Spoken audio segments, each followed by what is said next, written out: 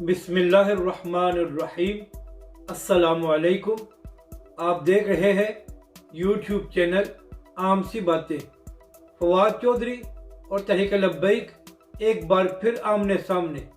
इस वीडियो में हम इसी के मुतालिक बात करेंगे।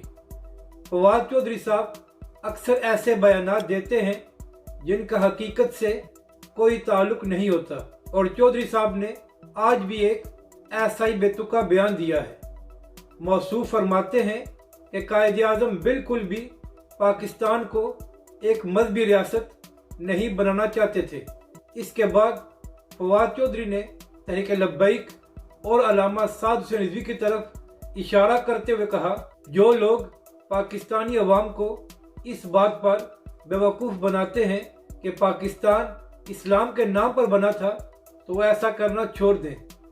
तो आप यहाँ से अंदाज़ा लगा लें कि किस किस्म के जाहिल लोग पाकिस्तान पर मुसल्लत हैं, जिनको ये भी नहीं पता कि तहरीक आज़ादी की सारी बुनियाद ही यही थी कि पाकिस्तान का मतलब क्या, ला इलाहा इल्लल्लाह।